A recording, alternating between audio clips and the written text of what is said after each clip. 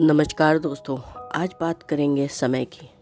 हर किसी को अपने अच्छे समय का इंतज़ार रहता है, लेकिन लाइफ ऐसी है कि अप डाउन्स लगे रहते हैं। हर कोई खुश होना चाहता है। जैसे ही बुरा समय आता है वो चाहता है कि ये जल्दी से जल्दी पलट जाए और हमारी लाइफ में अच्छा समय आ जाए। उसके लिए कोशिश भी करता है, हर वो प्रयत्न करता है जो उससे पहले कभी नहीं किया था। लेकिन क्योंकि सब खुश होना चाहते हैं, ये एक हमारा मौलिक अधिकार है। ये हमारा मन है जो हमेशा खुश रहना चाहता है।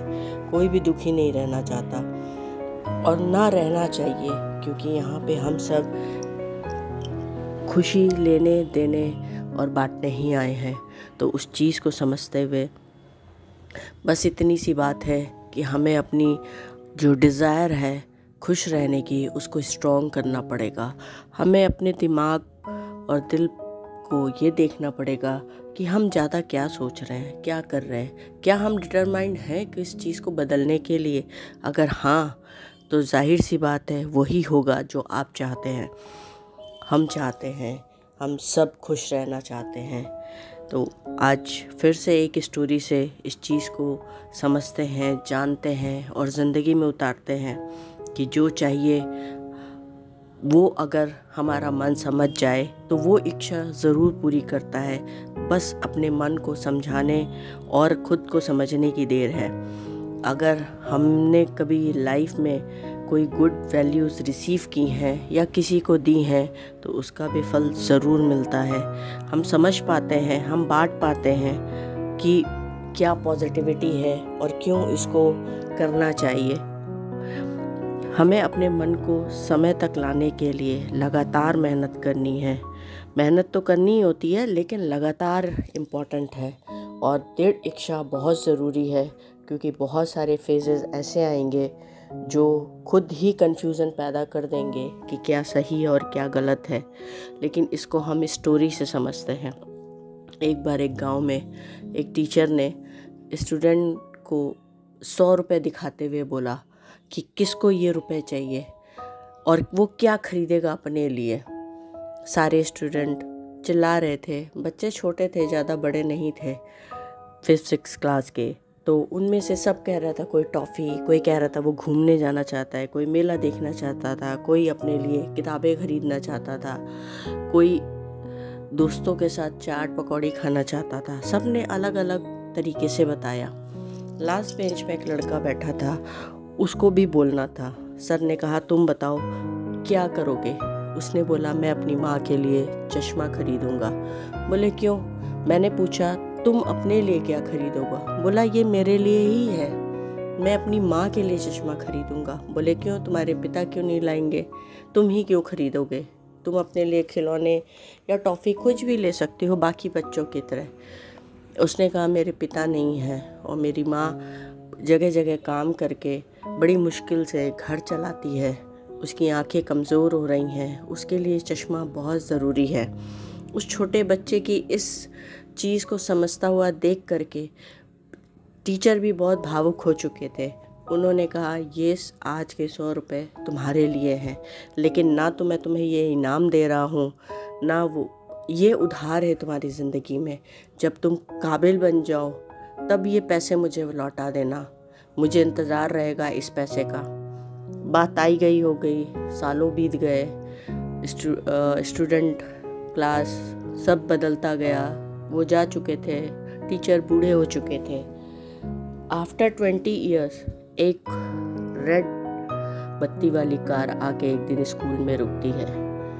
वैसा ही माहौल था, चीज़ें थी, लेकिन एक स्टूडेंट ने से एक व्यक्ति ने पूछा कि फलाने नाम के सर कौन सी क्लास में है इस वक्त। उसने जवाब दिया उस क्लास में होंगे। वो उस व्यक्ति उस तरफ बढ़ चुका था। वो वहाँ का कलेक्टर होकर के आया था उस गांव में। सारे लोग, स्कूल के प्रिंसिपल सकपकाए हुए थे कि क्या हुआ आज, क्या कोई जांच हो रही है या कलेक्टर क्या क्या देखना चाह रहा है, क्यों ही उन टीचर को पूछा गया है। सबके मन में एक अजीब सी विषय जानने की उत्सुकता थी कि हो क्या रहा है। लेकिन जैसे ही वो व्यक्ति उस क्लास में पहुंचा, वो टीचर के पैरों में गिर पड़ा। टीचर भी हैरान थे कि ये कौन व्यक्ति है और कलेक्टर है और मेरे पैरों में किस लिए। फिर उसने याद दिलाया कि 20 साल पहले आपने 100 रुपये का नोट दिया था, ये मैं लौटाने आया हूँ। तो वो भी आश्चर्य में थे क्योंकि वो बात भूल चुके थे। उसने बोला, मैं आपका 100 रुपया आपको वापस करने नहीं आया हूँ, मैं ये बताने आया हूँ कि आपने जिस विश्वास मेरे अंदर दिखाया था, जो एक वैल्यू भरी थी, आप वो पैसा मुझे यूं ही दे सकते थे, लेकिन आपने मुझसे एक वादा लिया था कुछ करने का, कुछ अच्छा जो अनजाने में था। आज मैं एज ए कलेक्टर यहाँ पे वापस आया हूँ और ये पैसा मुझे हमेशा इंस्पायर करता रहा कि मुझे कुछ अच्छा करना है और आपके सामने ऐसा करके जाना है कि आपको भी गर्व महसूस हो और मुझे भी गर्व महसूस हो। आज मैं इस काबिल बन पाया हूँ, इसलिए मैं आपके सामने आया हूँ और आपको ये पैसा सिर्फ इसलिए दे रहा हूँ कि शायद किसी और बच्चे के भी काम आएगा। आपने मुझे एक नई उम्मीद दी थी, लाइफ का सबसे बड़ा गिफ्ट उम्मीद, जो उस समय मेरे लिए सबसे ज़्यादा ज़रूरी थी। आपने मुझे वो दिया है, मैं उससे लेकर के आज यहाँ तक पहुँचा हूँ। तो बस आज उस चीज़ के लिए मैं आपका ऋणी हूँ, ना कि इस पैसे का। ये आप भी जानते हैं, आपने जिस सोच के साथ दिया है मैं आज उसको पूरा कर पाया हूँ। ये मेरी उसी दिन एक स्ट्रॉन्ग डिज़ायर बन चुकी थी। इतना सुन के दोनों रो रहे थे, बात एक दूसरे की समझ में आ चुकी थी। बहुत लंबा समय निकला दोनों के लिए। टीचर्स को तो याद भी नहीं था, टीचर बस ऐसे ही होते हैं, कब कहाँ क्या दे जाते हैं पता नहीं, लेकिन लेने वाले के दिमाग में भी वही चीज़ गई है या नहीं, वो एक समय बताता है। चाहे वो कोई भी हो सकता है, कोई भी रिलेशन हो सकता है, वो सिर्फ समय डिटरमाइन कर पाएगा कि आपने जो चाहा, वो उम्मीद, वो चीज़ें वो आपको मिली या नहीं, या आपने कितनी मुसीबतों का सामना किया है।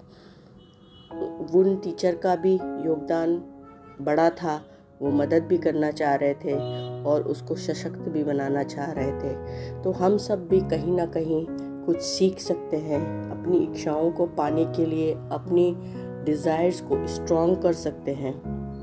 ये सब जुड़ा है मन से, हमारे उस मन से जिसको चमत्कार कहते हैं, जो अभी भी समझ के परे है, नहीं आता लोगों को समझ में। बहुत लोग रिसर्च कर रहे हैं, साइंस भी अभी अधूरी है, लेकिन उससे आम आदमी की ज़िंदगी में ज़रूर इतना फ़र्क पड़ता है कि हम किसी एक अच्छी स्ट्रॉन्ग डिज़ायर को अगर अपने मन में लेकर आते हैं, उसको समझते हैं, तो हम वो चीज़ पूरी कर सकते हैं। कहानियाँ घूम फिर के यही बताएंगी कि अगर हम लाइफ में पॉजिटिव होना चाहते हैं तो ज़रूर ये टेक्निक्स अप्लाई करें और कुछ नया, कुछ अच्छा अपने जीवन में पाते जाएं और दूसरों को देते जाएं। कल फिर मिलते हैं नए वीडियो में नए थॉट के साथ। तब तक के लिए धन्यवाद।